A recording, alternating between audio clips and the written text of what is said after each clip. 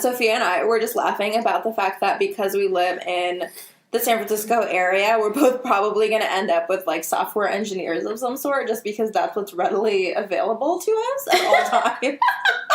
Whether we like it or not. Whether we like it or not. Not that we have a choice in the matter, but that's just what's going to happen. It's like if you grew up in a small town and you're like, oh, I'm probably going to die here. That's how we feel about it. So basically, Sophia's equating marrying an engineer to dying. No, I just mean the, like, inevitability of like, taxes, death, marrying a software engineer.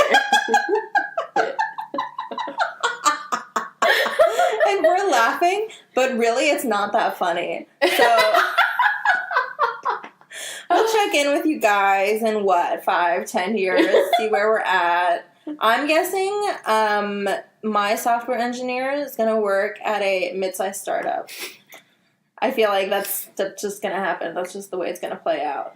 I feel like my software engineer will be Elon Musk, but we'll be divorced in, like, 3 months. Oh, my God, yes. I imagine that you have this whole other personality as, like, a rich divorcee. And, like, you socialite. Yeah, you already have these traits, but they're just, like, waiting to come out in full force. What are my socialite traits, Priya? The way you're sitting right now. It's a major one. She's sitting on a white leather chair with her, Which you own, bitch.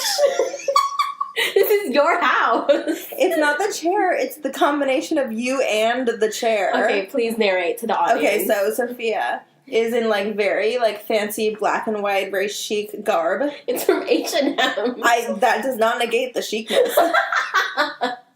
She's lounging ever so casually on a white leather chair, and her legs are crossed. And she's doing this thing where she's laughing right now, but she's covering her face in modesty, which is very upper class. I think, personally. Update, she has stopped covering her face. Well, that's one way to welcome you guys to another episode of the Self-Help Us podcast. This week, we're talking about mental health on a budget and practical tips and tricks and just things you can do to help you out when you get hit by bad mental health weeks, bad mental health days, but you gotta stick to a budget because we're not millionaires yet. Although Sophia, that's in her future and she's probably gonna hook me up. So yes, alimony money. Yeah, this will just have to tide us over till then. Jokes aside, this kind of harkens back to what we talked about in the first episode about how mainstream self-care culture now wants you to think like self-care has to be a glamorous, luxurious thing, but it doesn't actually. There are some ridiculous products sold out there under the guise of self-care. Like I remember once you told me there, like you were trying to look for self-care stuff and you found a Just Breathe mug.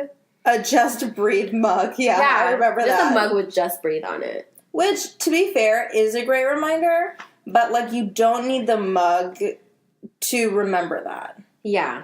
It's just become a very commercialized thing now, whereas, you know, it doesn't really have to be, and you don't have to buy into it in order to get the full, like, healing effects of what self-care and self-love can truly be. Yeah, and the other side of this is, like, self-care doesn't have to be an expensive thing.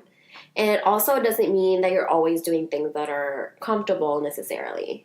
Mm-hmm. Sometimes things that are uncomfortable in the short term, you know, are very good for you in the long term. Like, for example, like calling your friends that if you've been ignoring.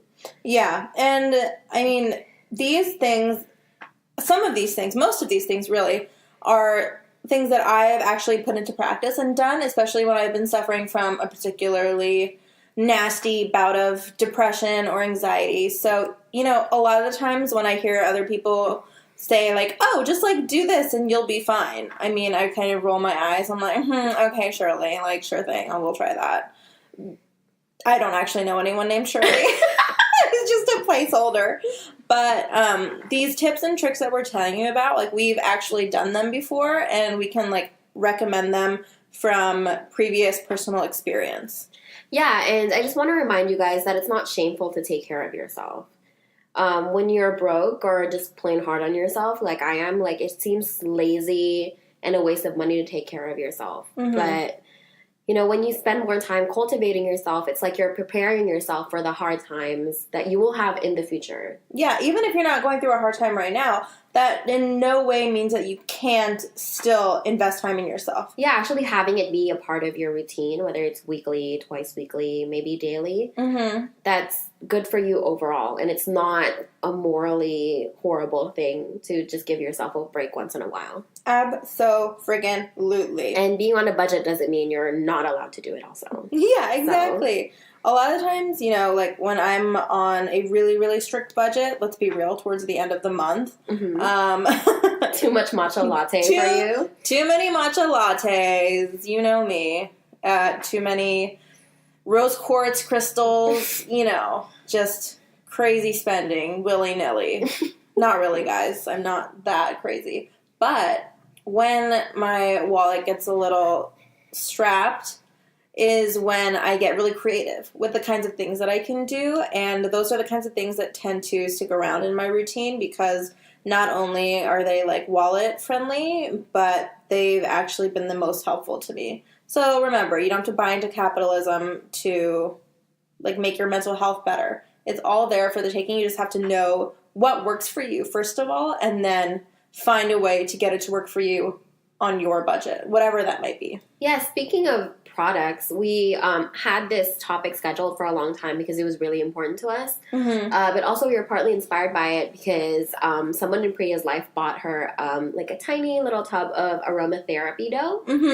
And we looked up how much it was, and it was $25. It was $25 for maybe, like, how big do you think it was? 4 ounces? 4 ounces of therapy dough, which is, guys, it's basically just like scented Play-Doh. Basically, like scented grown-up Play-Doh. $25. $25 fucking dollars. And she bought me 3 of them. So she spent literally $75 on 12 ounces of Play-Doh, which, honestly, the gesture is super, super nice. And she can afford it, which is great. But, like, I can't. And this dough, which is called, I believe, like therapy dough. It's basically just like a scented, malleable stress ball. Yeah, it's really, really nice, actually. But when we found out you can make it on your own, and it's probably like how much? Like cents on the dollar. Cents on the dollar if you divide up like that bag of flour that you have to buy. It's like flour, salt, cream of tartar, cooking oil, food coloring, and essential oils. Yeah, which is not a lot of ingredients. So it's like things like that and that experience specifically really inspired us to like get on the mic with you guys and talk to you about how like, yes, there's so many things out there that you can buy. And if it's within your budget and it saves you time, go for it. But just because you can't afford something doesn't mean you can't have it on your terms. Yes, and we'll post that recipe for you, the ones that we found. But you can actually just Google aromatherapy dough and find tons of recipes out there where you can make it on your own. And, like, even the flip side of that coin is, like, you can spend, $100 on Play-Doh and you still won't be happy necessarily. Guys, quick tip, Play-Doh does not make you happy. No, it's not Prozac. It's not Elon Musk. Although we've already decided you're going to be a divorcee, so apparently Elon Musk doesn't make you happy either. Oh, man. I hope he doesn't listen to this. I hope he does. He probably has a drone over your apartment right now. I mean, obviously, we're being bugged at this very moment. Our mic has betrayed us. God. Thanks a lot, Elon Musk. Okay, we're getting a little off track here, guys.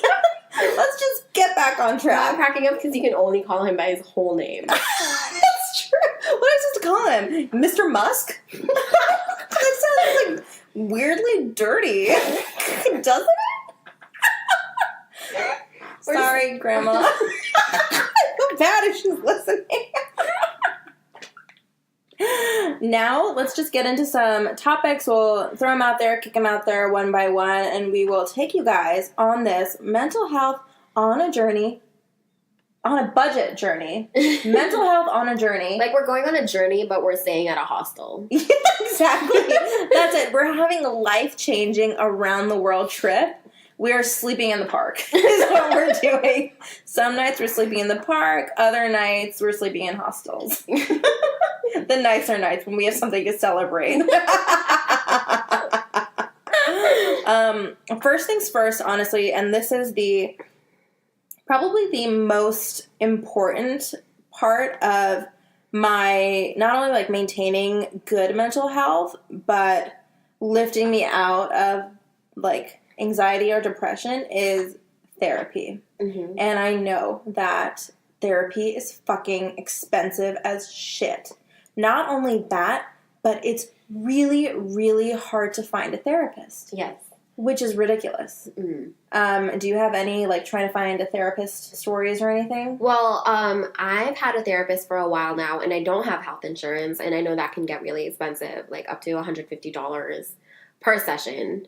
And that's a lot of money to throw around. And what really helped was to find a therapist with what's called a sliding scale. Mm-hmm. Like a lot of therapists will leave a couple of slots for sliding scale clients, and that's clients who can pay a reduced rate. So if you can go on, usually I find my therapist through Psychology Today, Mm-hmm. and they have a therapist finder, and then you can filter everybody through a sliding scale. Exactly. I mean, Psychology Today is a really, really great resource for all of that stuff, especially if you need or you just want to do sliding scale versus any other sort of thing, type of payment or whatever. I personally went through my insurance. So I actually went on the insurance website and I downloaded a list of therapists in my area. And it was so just like work intensive to find one, because I literally printed out 21 full pages of just like names of therapists, and I went down the list one by one, not only to see, you know, okay, are they going to be a good fit for like what I need? Like, do they have specializations with the things that I need help with? And then second of all, are they even available to take on new clients? Yeah, I know when you're in the dumps of depression, like sending an email, let alone like printing out 20 pages of something, is not ideal. It seems just like such a daunting task. Yeah, it's ironic that like trying to find help for your mental health also takes a lot of mental health. Yeah, and it will also, you know, stress you the fuck out. Yeah, it's a catch-22. But what happened to me is that, like, when I was going through bad stuff, I was like, I need to get a therapist. I need to sort this shit out. And I know that that's one way I can start to do that. But at the same time, like we were just saying, it's such a daunting, like, task. Like, you just feel like it's a mountain that can't be climbed.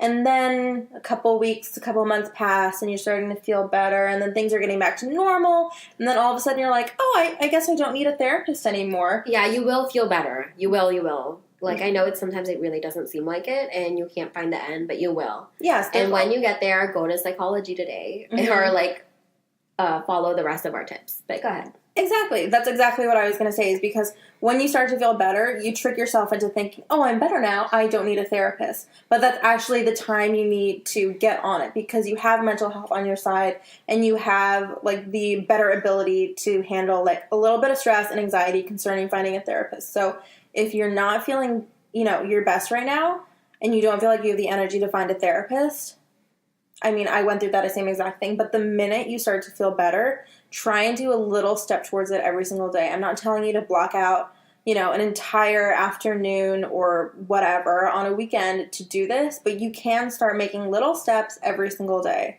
And it's hard to find not only a therapist that's accepting new clients, but one that, like, works for you and that you click with. I think Sophia and I got really lucky with the ones that we have right now, because we clicked with them really well, but also remember that, you know, we didn't just, like, roll out of bed one day and have an awesome therapist. Yeah. A lot of work goes into it, and a lot of just knowing what you need out of someone is important. But it's abso-fucking-lutely worth it. And it's also useful just to contact one at a time, like both mental health-wise and also to figure out if that person works for you. Mm-hmm. And if you can't, then just put him aside. Because what I did was treat Psychology Today like Tinder, and I just, like, messaged everybody that I thought would be potential, and then they all came back in, like, a deluge. And I'm like, uh-oh. You're like, I don't have enough energy to go through this. I don't have enough mental space to go through I'm this. like, who do I even like?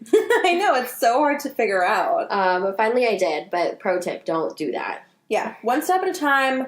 Send one email at a time. If you cannot bring yourself to call people, then don't. They all have email addresses. It's 2018. If they don't, you don't want to be their not student. You don't want to be their client anyways. So, pro tip, if you can't bring yourself to get on the phone and actually talk to someone, literally just write down a generic email and copy and paste it. Yeah, that's what I did too. Like 1 or 2 sentences. It doesn't have to be your whole life story. Yeah. Yeah. Actually, that's not helpful when you're trying to find one, like for them or for you. Yeah, just a simple thing, and then they'll call you back and you can like fill them in a little more. Exactly. Just be like, hey, I'm in the market for a therapist. You seem okay. Do you have any openings? And a lot of times they will do a phone session with you. Complimentary phone session just to make sure that you guys click and stuff. So you'll be able to get a feel for them and their style and personality. That's a good tip because like a lot of the times they put that in their bio, like complimentary phone session. Yeah. Which is always great. Mm. Yeah. And another tip that I read too online is have someone you love or your therapist make a voice recording for you. Oh, that's a really good idea. Yeah, so if you're ever in that hard time or you finally find that therapist, have them make a recording for you, whatever you like. Something like, you're going to be okay.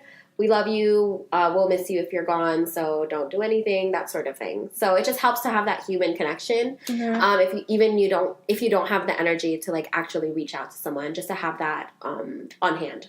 Exactly, because it's such an easy resource, an easy tool. It takes maybe 30 seconds to record, and you have it forever to keep with you. Yeah, maybe even make it for yourself. Yeah, that's actually a really good idea. When you're feeling good, just record a few sentences of yourself, self-loving yourself.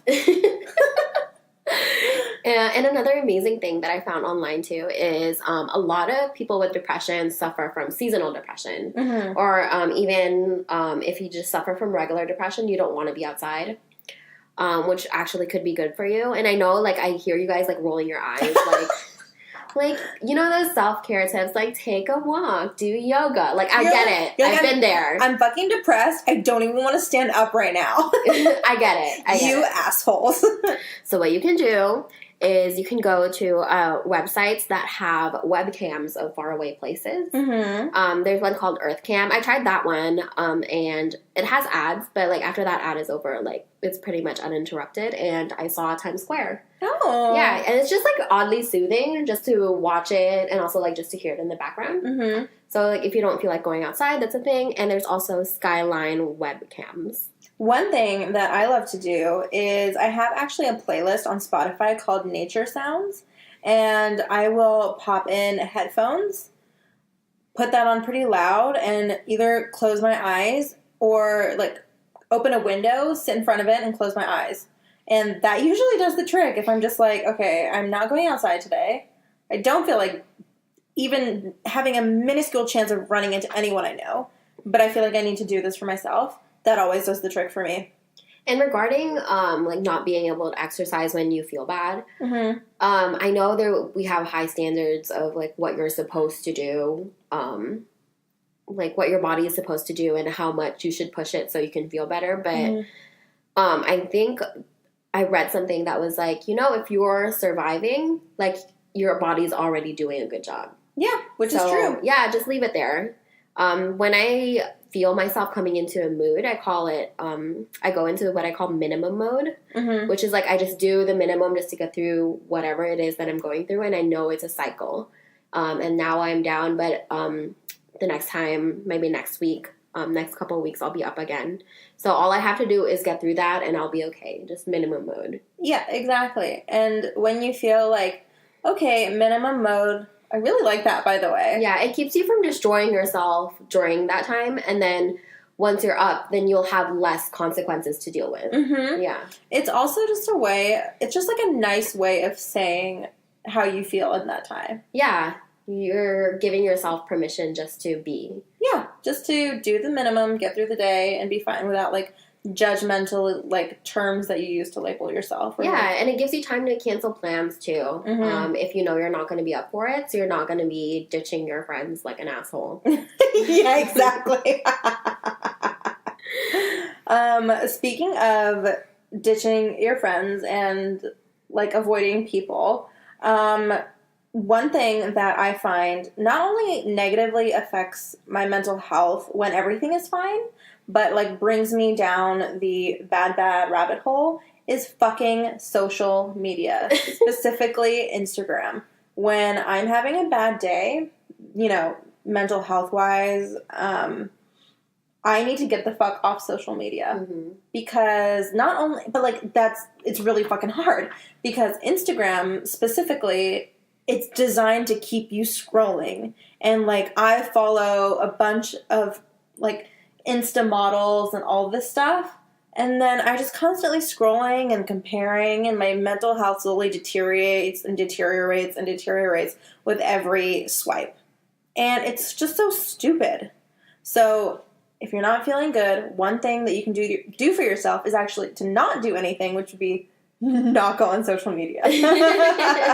That's my number one tip. And then another one, actually, this really helped me, was if you don't feel like being around people, if you don't feel like you can call the people that you've been, you know, not talking to in a while, people that you love. That's a huge number one tip that Sophia's given me so many times, is just reach out to someone that you love. But if you really don't feel like you're up to it, one thing that I do is I listen to a favorite podcast. Yeah, it seems like there's a conversation happening, but Mm-hmm. you're not part of it. It's like being outside the window while someone's eating dinner. Well, that's fucking creepy.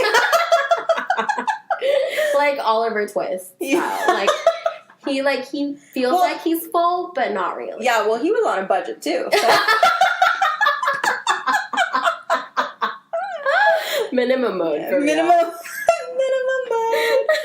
mode. Yeah, seriously, listening to a favorite podcast, listening to old episodes of people that you love to hear talk, it gets me every time. I just feel like instantly better without having to expend any social energy or social mental energy at all. Yeah, and maybe you can stockpile some podcasts, some old favorites. Mm-hmm. So like when you do feel bad, you know exactly where to click. You don't have like that usual choice wheel paralysis that you usually get. Yeah, just make it as easy for yourself as possible. Yeah, exactly. Mm-hmm. And there's no shame in doing that. Mm-hmm. That's actually really smart. Exactly. We give you permission to do it. Set yourself up for success, which sounds super fucking cheesy. But it's true. It's true, guys. It's true. Listen to me, Dr. Priya. Oh, man.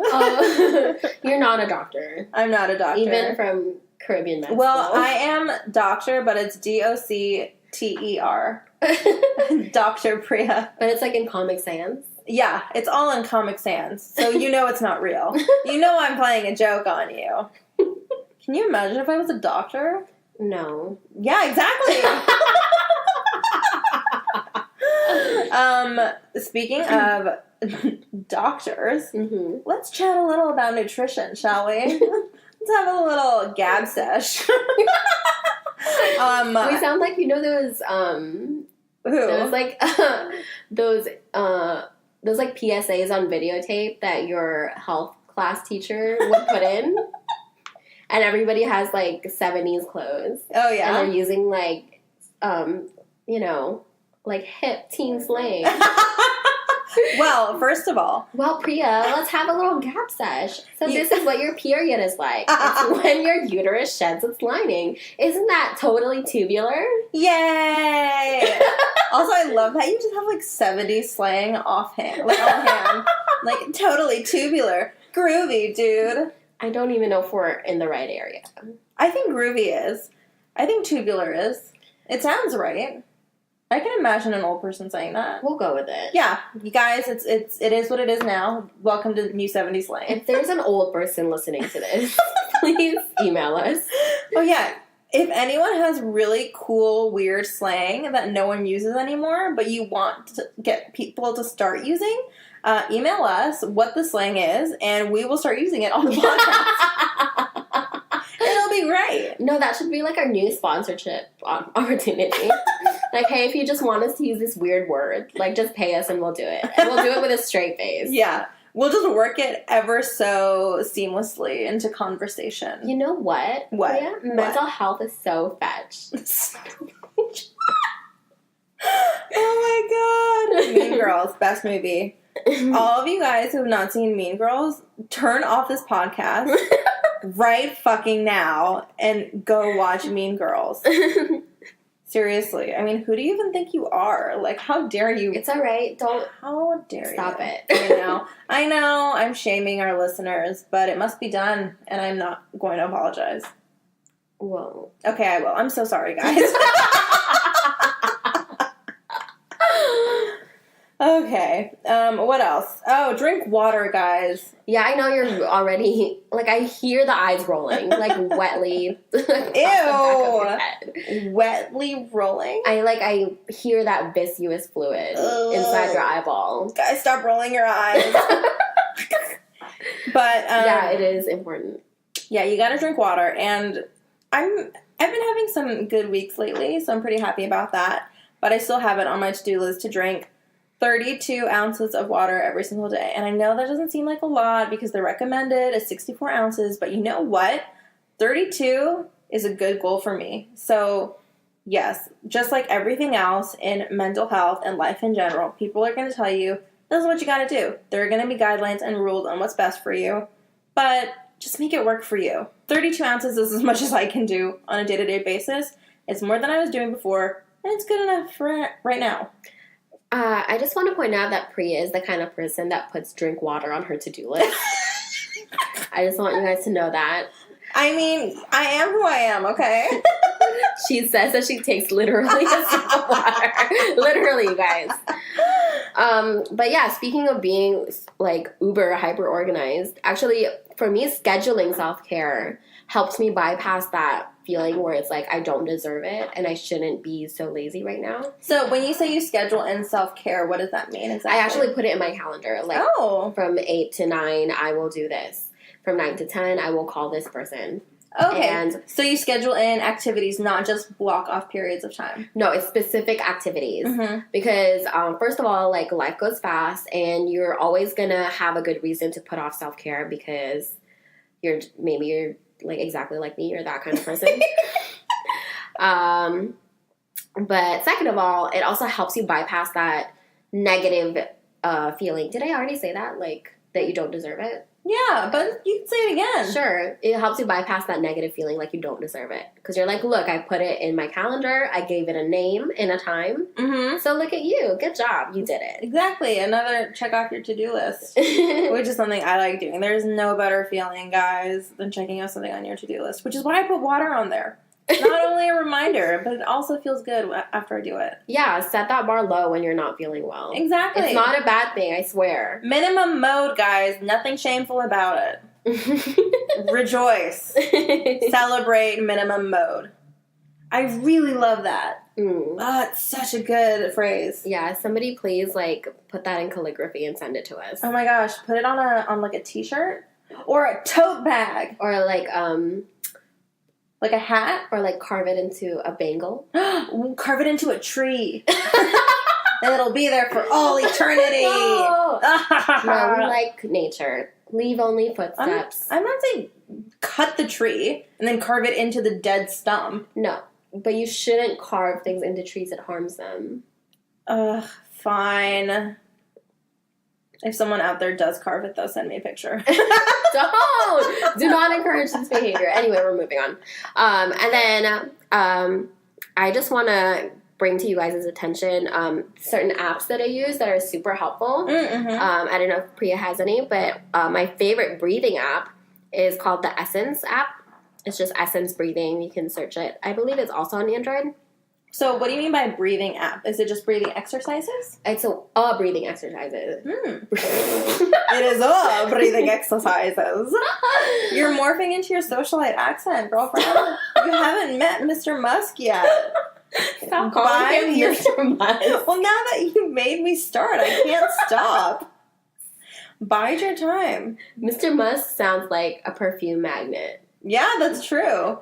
But that's because of Musk. Exactly.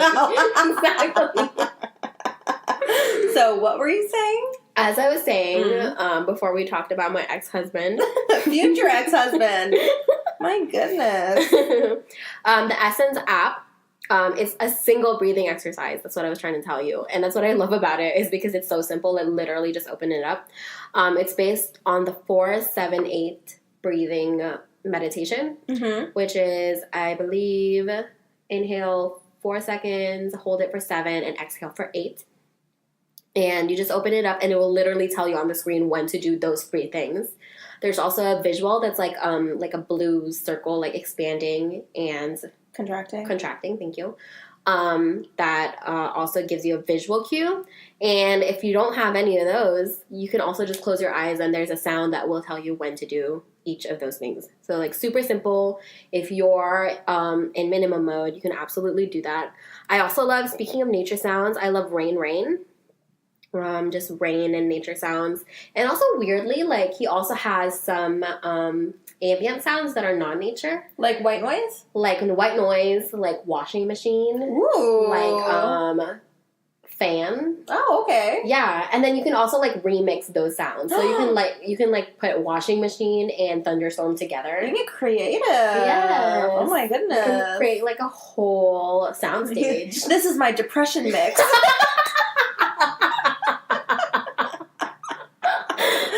My anxiety tunes. Oh my god. I mean, we've got to make this fun, right, guys?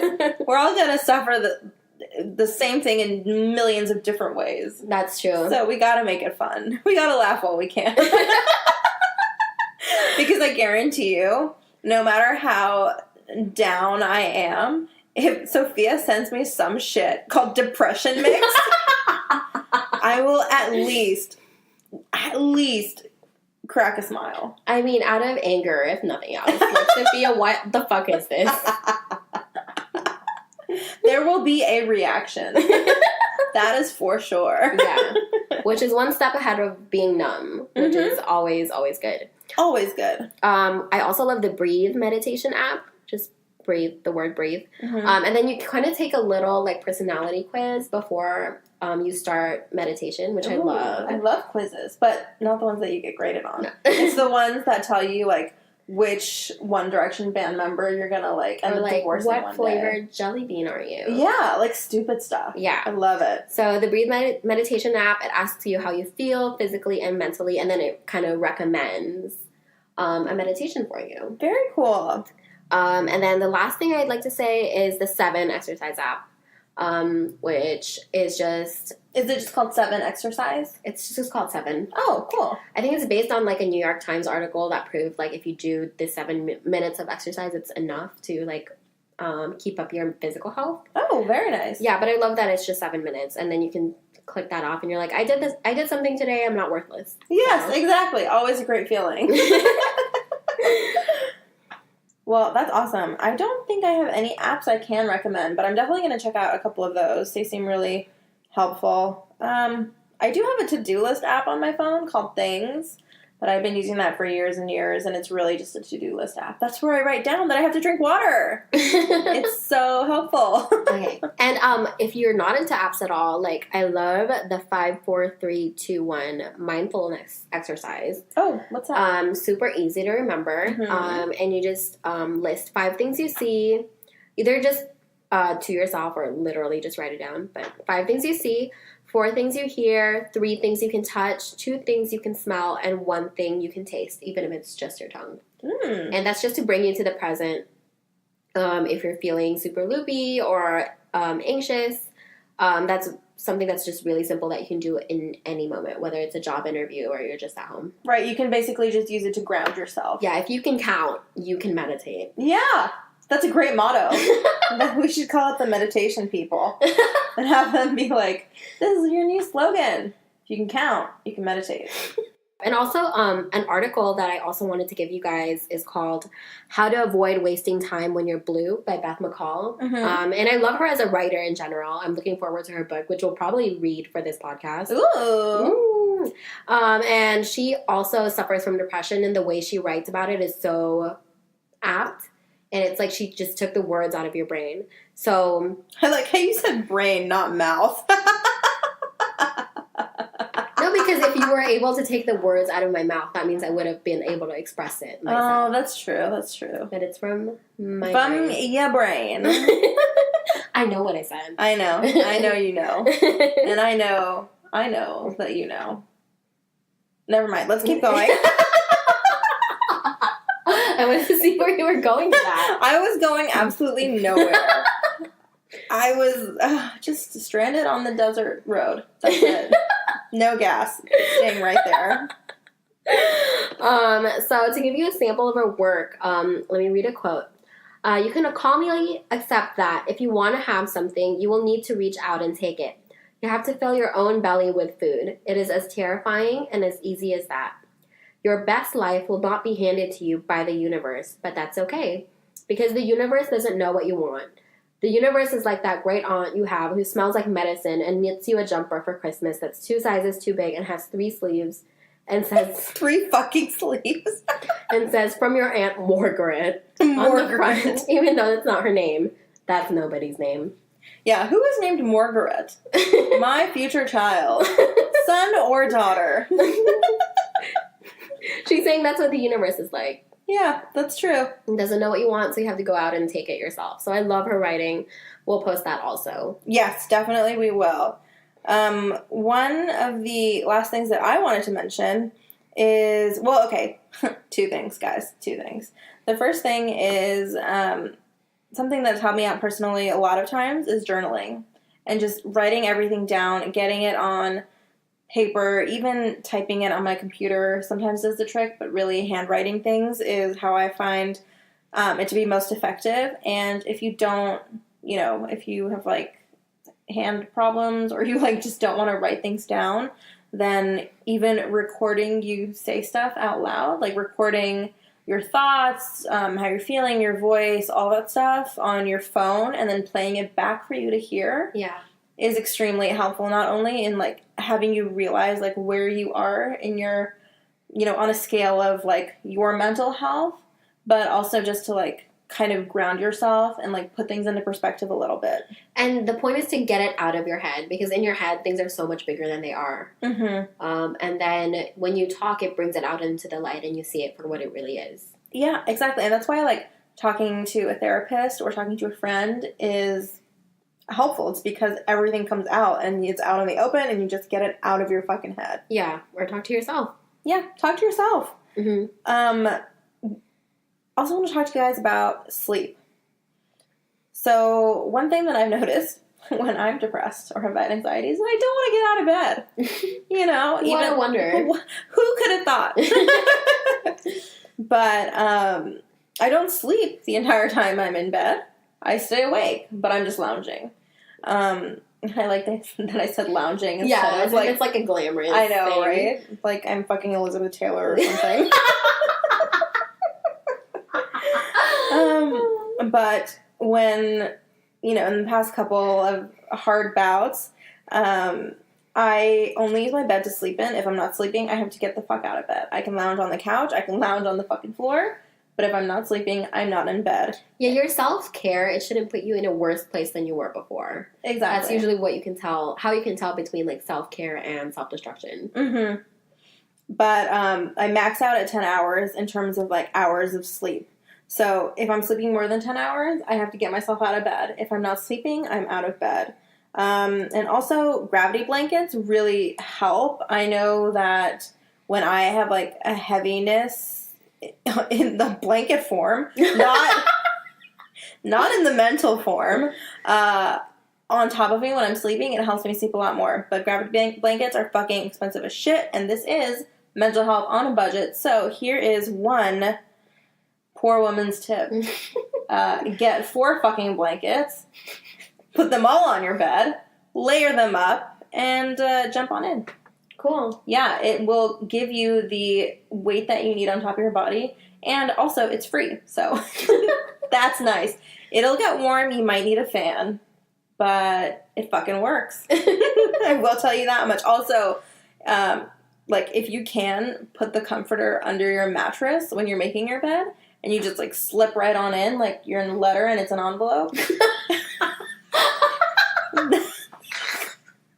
That also helps. It makes you feel very much okay. I think it's like a primitive, instinctual feeling, like you're back in the womb. Yeah. I don't know what it is, but it works. That's Yeah. exactly what I imagined being in the womb to be. Just uncomfortably warm. Sad. and confused, slightly dazed, and moist because you're sweating. Moist. Very moist.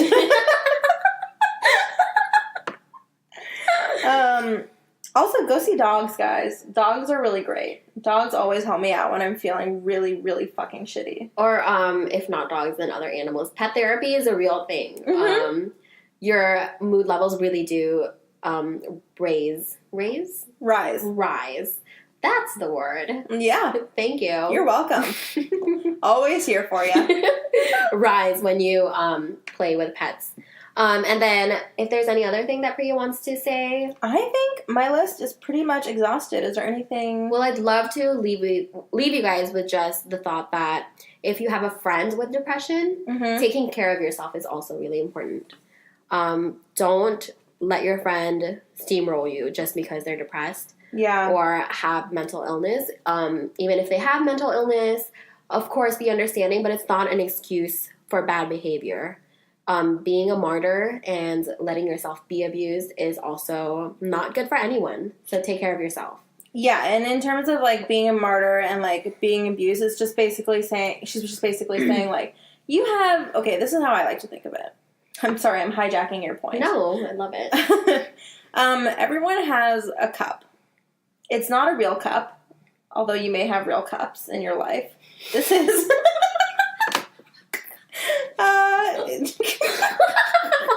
Sorry, guys. Why are you talking like an alien who's pretending to be a human? Oh, no, you caught me. So, basically, everyone has a metaphorical cup. And that cup is filled with your emotions. And there might be a little room at the top, but it's pretty much filled with all of your emotions. Good, bad, all over the place, or whatever. And when you hang out with someone who has, you know, a negative effect or negative emotions, and it keeps, like, you keep just, like, filling your cup with their negativity, your cup will overflow, and that's not good, because then there's a mess, and you're gonna have to clean up the mess. Mm-hmm. So before you go see that friend, put a fucking cover on your cup, and then go. I also like to think of it as, like, a tampon. Like, you're already 3/4 of the way there. Yeah. And don't be a tampon for somebody else. Don't be a tampon for somebody. There's only a little room at the top of the cup. There's only a little bit of the tampon left. You know, you can, sure, it's your friend. You can take on some of their emotional weight, but there's a limit. Yeah. You cannot let your cup overflow. Yeah, even if you're, like, one of those overnight tampons, like, there is a limit no matter what. You know what? Mean Girls reference for you guys that have listened to it. Lindsay Lohan says the limit does not exist. Well, guys, I'm here to tell you that the limit does exist with your emotions. So that shit is sacred stuff. And it's all about just keeping it sacred. So protect it at all costs for the most part. Don't hurt anyone, but protect your cup. Yeah. Protect your cup and don't be an emotional tampon. Don't be an emotional tampon, or guys. if you're like a diva cup, that's also fine. Yeah, but don't be... Yeah, Protect your diva cup. Protect your diva cup. All the guys are kind of scratching their heads like, what's a diva cup? Google it. It's okay. This went off the rails really fast. As it usually does. It's okay. That's our brand now. This is just who we are.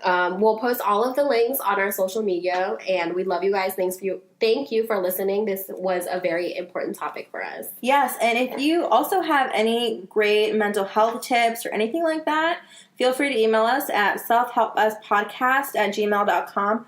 Or if you have an idea on stuff that you want us to talk about, or things you want us to try, or books to read, also email us at selfhelpuspodcast@gmail.com. You can slide into our DMs on Twitter and Instagram. Yeah, we'd love to have you. If you want to follow along, stay tuned for what's next up on the podcast. Try your best to live your best life. Take care, guys. Bye. If you guys want to follow along in the podcast, our next episode is Help Thanks Wow by Anne Lamont. See you next week.